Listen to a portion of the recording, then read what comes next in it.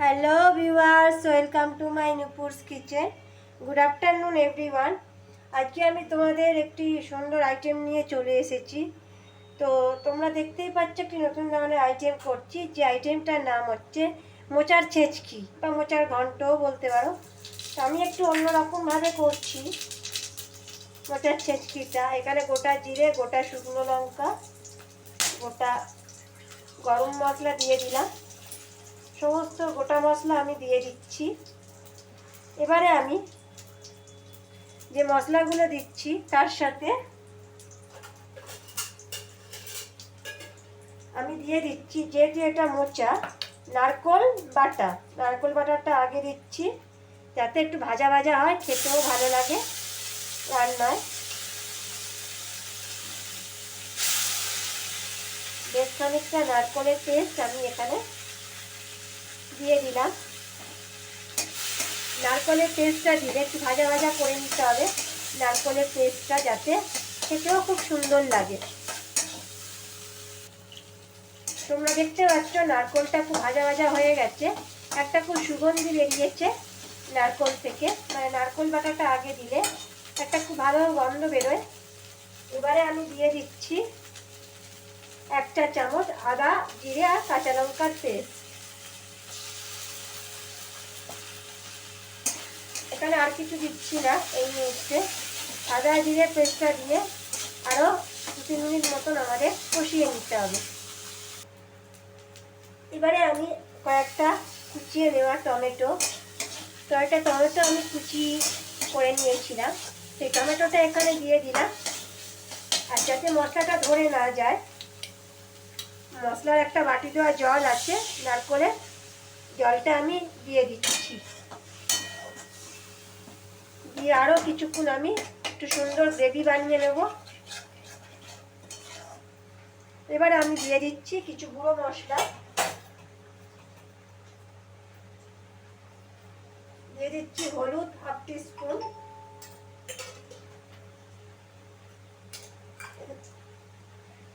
জিরে গুঁড়ো 1 টিস্পুন,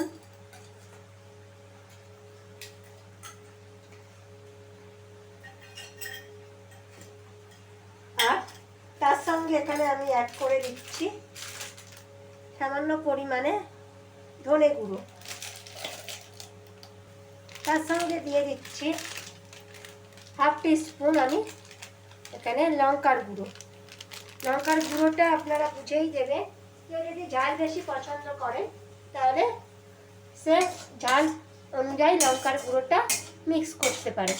সমস্ত মশলা খুব ভালোভাবে মিশিয়ে নিচ্ছি। এবার খুব ভালোভাবে আমি কষিয়ে নেব।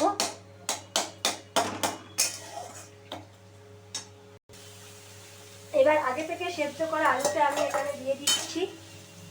যেহেতু আলুতে আমি নুন দিয়ে সেদ্ধ করিনি, মশলা কষার সময় কোনো রকম নুন ইউজ করিনি, তো সেক্ষেত্রে আমাকে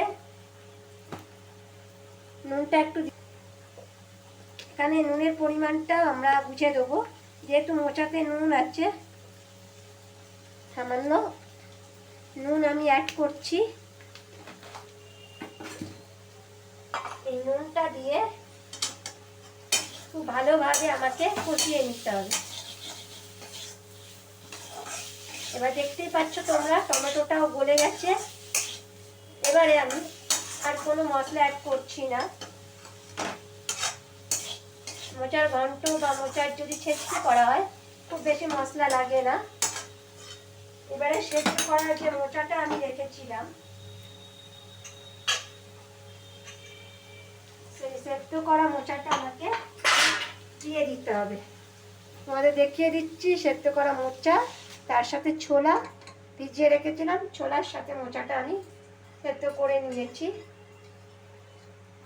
আপনারা কিন্তু কাঁচা ছোলাও দিতে পারেন, তাতে করে অনেক সময় লাগবে। একসাথে যদি বয়েল করে নেন তাহলে রান্নার অনেক ইজি হয়ে যাবে। এবারে গ্যাসের ফ্লেমটা একটু বাড়িয়ে দিচ্ছি, যেহেতু সমস্ত জিনিস আমার সেদ্ধ করা আছে, সেই জন্য সমস্ত মশলার সাথে মোচা আর ছোলাটা আর আলুগুলো দিয়ে ভালো করে আমাকে মিশিয়ে নিতে হবে। এই পর্যায়ে যেহেতু এটা মোচার আইটেম, মোচার ছেঁচকি, তো সেখানে আমি একটু মিষ্টি দিতে হবে। এখানে আমি 1 টিস্পুন চিনি অ্যাড করছি। নুনটা যেহেতু আগেই দেওয়া, তাই নুন আর অ্যাড করবো না। অ্যাড করছি 1 টিস্পুন চিনি। গ্যাসের ফ্লেমটা একটু জাস্ট বাড়িয়ে দিলাম, তাতে করে কী হবে, মোচাগুলো খুব তাড়াতাড়ি সেদ্ধ হয়ে যাবে। সেদ্ধ হওয়া আছে, কিন্তু জলটা খুব তাড়াতাড়ি মরে যাবে এবং একটা খুব সুন্দর গ্রেভি তৈরি হবে। যেহেতু এটা মোচার ছেঁচকি, তাই জল বেশি রাখবো না। আচ্ছা, রান্নাটা হয়ে গেছে। আমি গরম মশলার গুঁড়ো ওপর থেকে ছড়িয়ে দিয়ে ভালোভাবে আমি মিশিয়ে নিচ্ছি। গ্যাসের ফ্লেমটা আমি বন্ধ করে রাখছি। তোমাদের দেখিয়ে দিচ্ছি, মোচার ছেঁচকি বা মোচার ঘন্ট প্রায় রেডি। আমি যেরকমভাবে বানালাম তোমরা একইভাবে বানাবে। অবশ্যই আমার চ্যানেলটা সাবস্ক্রাইব করবে। যারা ফেসবুক থেকে দেখছো তারা পেজটা অতি অবশ্যই ফলো করে দিও। ধন্যবাদ, ভালো থাকবেন।